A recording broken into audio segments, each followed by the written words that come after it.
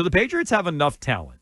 Is something that we talked about a lot in the offseason. A lot of various lists came out. Where do the Patriots rank here? How do they rank there? Where does this guy stack up?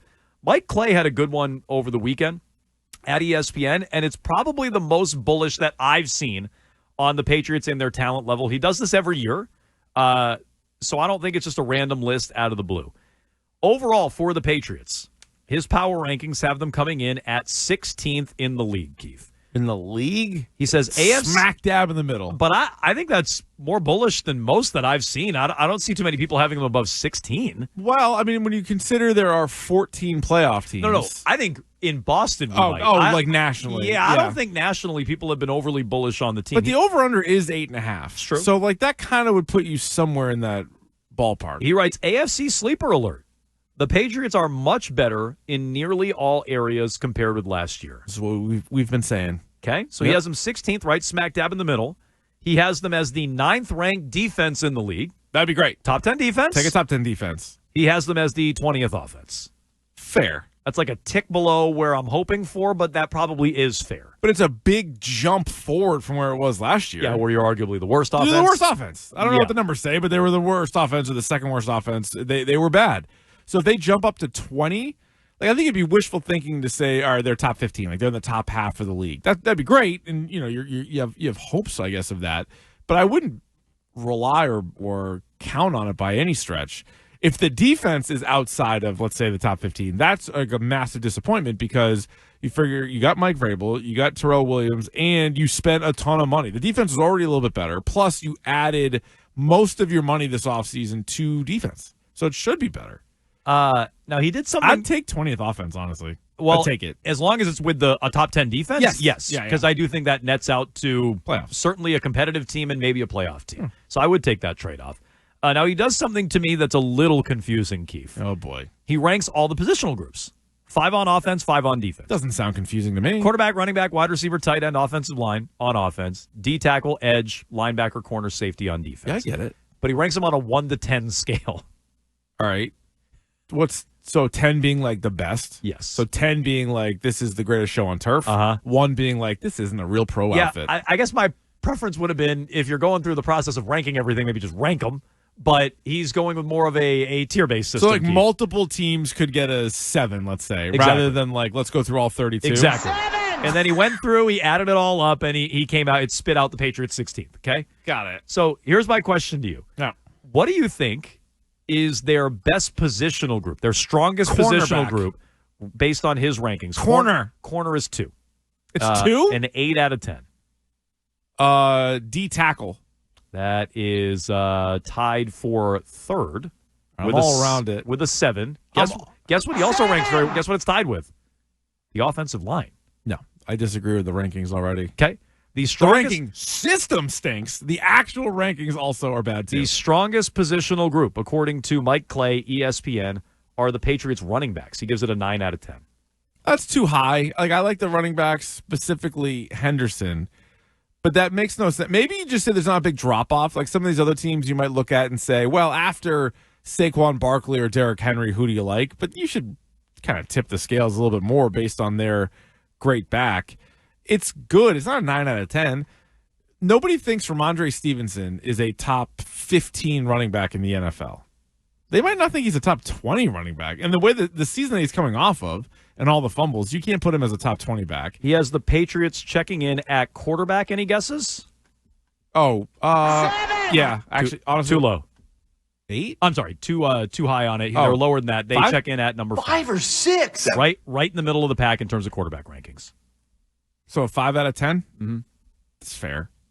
Because Drake May also, if you're going to think the offense is 20th in the league, then you can't go any higher on Drake May. And you're actually higher on the O-line than we would think and higher on the backs than we would think. So Drake May but that makes sense.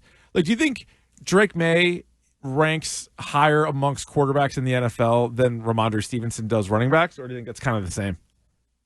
I think it's a wash. I think they're both I would rank 16 and 20. May higher, but maybe that's wishful thinking. I would rank May higher than Ramondre. Yeah. Although I like Henderson more than Ramondre, but that's based on just kind of all potential at this point. A couple good preseason moments and things like that. But also he's going to be splitting carries with all those guys. So what would you rank as their best positional group? I think it's corner. That's what I think. I think it's clearly corner, and this sort of takes out the Gonzalez injury. Like if Gonzalez and Davis are out there, and even Marcus Jones in the slot, like that's clearly their best group. I don't think Gonzalez is out there week 1, but assuming he plays the bulk of the season, that's their best group. I would agree. I also think maybe Milton Williams and Barmore, if you're just doing D tackles, right? Because you put edge and linebacker all as two separate groups. I think D tackle should probably be second. And then he has D tackle. He's at third, right? Or tied for third. Yeah, as a 7 out of 10. So he's higher on the offensive line than I thought. Anything on offense. I would have the offensive line even lower than wide receiver. I would have it the worst on the whole media corps. The offensive line is still the worst position group, but it can also be better than it was last year because he starts that by saying the same thing we've all said. Every position group is better than a year ago, but some of those were legitimately the worst in the NFL last year. So the wide receivers and O-line neither one of them might be even good, let alone great. However, they're better than last year. So if you want to talk yourself into something and like an improvement, that's how you do it. So I would say that's the one that needs the most work and the most upgrade on the team. Now I'll tell you, a month into the year, it could look a lot different. Yeah. A month into the year, we could say, oh, Will Campbell is a bona fide left tackle. Oh, Jared Wilson is an NFL level left guard. I don't know that I feel great about that. And we stumbled into something yesterday. Curran disagreed with this. But you brought up who isn't a captain on the team. Gonzalez is not a captain. Diggs is not a captain. Morgan Moses is not a captain. And I wonder if that was any indication about availability. Yeah. That's what I would wonder. Is like, do you want to put the C on him when you're like he's in and out of the lineup all year? Because it's like you want those guys on the field. There's a communication with the refs and there's all that nonsense too that you need to be a part of. But like you don't want to be like constantly replacing or adding captains. They are doing like a game day captain. You see, they are correct. You know what? I notice a lot of teams are doing that. Yeah, and so the Patriots week 1 are going to have Kayvon Chasen, an ex-Raider, as a game day captain. I think that's what they do a lot of times too. Yeah. So like, I mean, I don't know who was a former Dolphin, but I'm sure the next week it might be a Dolphin. Why do they do that? Just so you can go like shake hands with your buddies, guys you knew? No, like does it like stick it to the team? Yeah, look, I'm a captain over here. You guys dumped me, and look at this. But that can't be all of them. Like, does Kayvon Chasen need to stick it to the Raiders? Yeah, I hope so.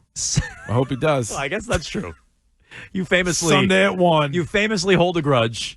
Yeah. Should we update? Hopefully Chasen, hopefully McDaniels, hopefully all these guys. Spillane. Should we update Keefe's beefs at any point?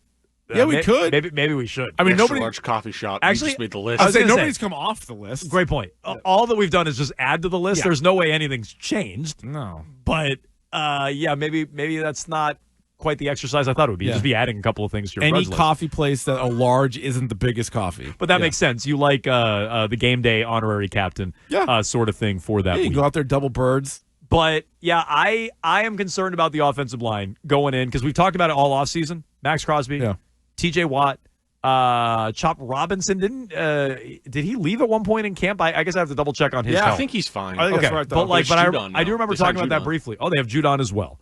So you're going against like a murderer's row of pass rushers to start your career if you're Will Campbell.